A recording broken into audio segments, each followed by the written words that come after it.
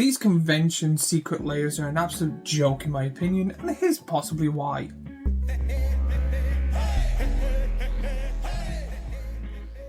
So if you haven't seen, there is a secret layer that is only for the Chicago, I think it's the Chicago convention, where you can buy it there. Now when it comes to this, you can get them on the secondary market, but it's usually on a price up, and usually they try and make it a little bit better than your normal secret layer you can buy. But in this video I will be going over that secret layer, give my thoughts and opinions on it, and then give my thoughts and opinions on a convention type of secret layer as well.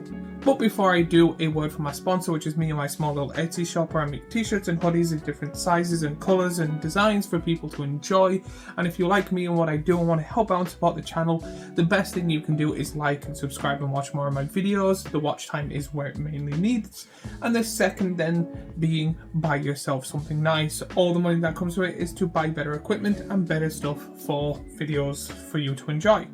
This is a dragon themed secret layer in a kind of cool art style. I actually think it suits some cards very well and some cards not so well. In this there is a total of 5 cards and then your usual secret 6th. If you haven't seen this, of course that kind of makes sense. This you can only buy in the Chicago Convention Magic the Gathering thing, which again is a thing they do whenever there is a convention or something like that. They usually do a secret layer that people can get there. So if you've seen none of these cards, I'm going to go through them individually. So the first one being Scion of the Ur Dragon for WUBRG. You get a legendary creature dragon avatar that is a rare. It has flying. Tap 2. Search your library for a dragon permanent and put it into your graveyard. If you do, Scion of the Ur Dragon becomes a copy of that card until end of turn, then shuffle, and is a 4/4. When it comes to this, I do think it is a good commander, however I prefer it in the 99.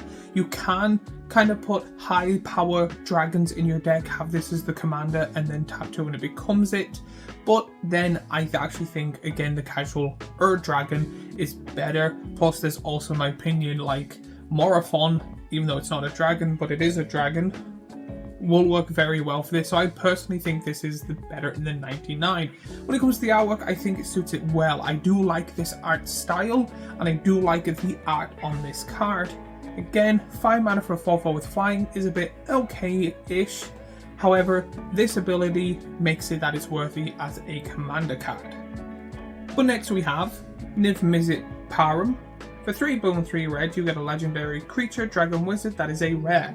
This spell can't be countered, has flying. Whenever you draw a card, Niv-Mizzet deals 1 damage to any target. Whenever a player casts an instant or sorcery spell, you draw a card and it's a 5/5.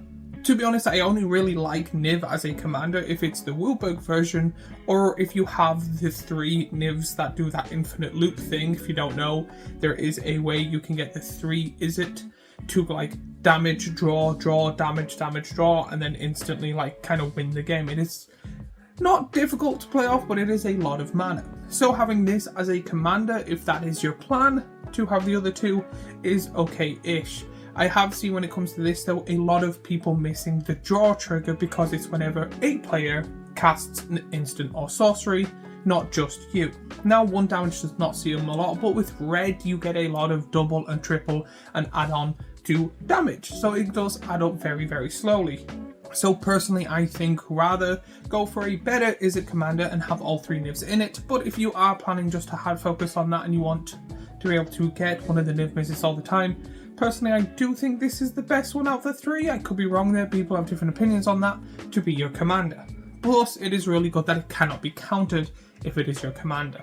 Now again, as I've said, I love the artwork, however I don't think it suits this. I find the neck and face area to be a bit weird. It seems not that it's bad, but just seems to not suit. I do think the art style for the card is good, I just think the execution of this one just seems a little off in my opinion.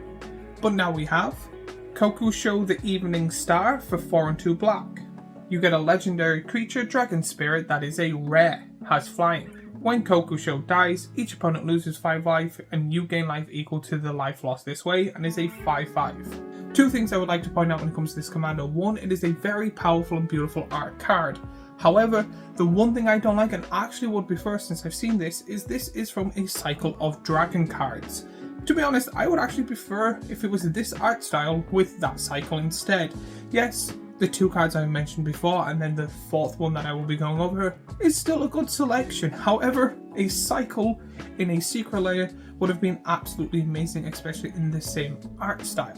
Quite well, it kind of actually reminds me of something from Naruto when they make like the electric dogs that like shoot around. I do like this art style, and I do like the art on this card. It as a solo commander is okay if you are planning to go around it.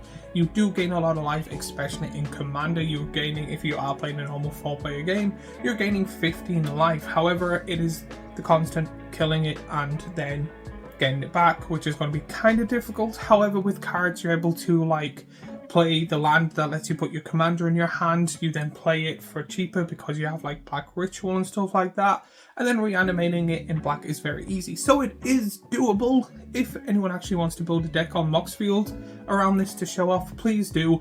I would actually love to see this as very powerful as it possibly can be, had focusing on the commander.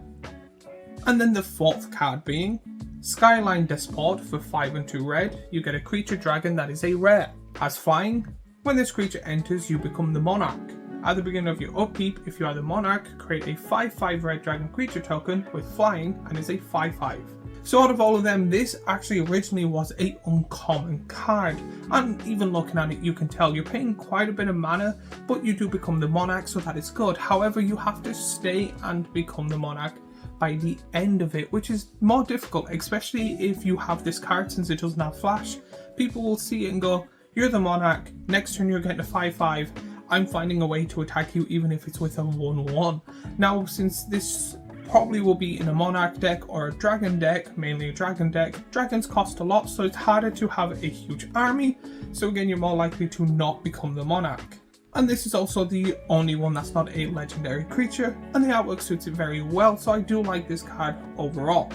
But now my thoughts and opinions on this as a whole secret layer. So one, I do want to say, I don't like it compared to what it should be. So when I'm saying that, I mean, secret layer is usually counted as a premium product.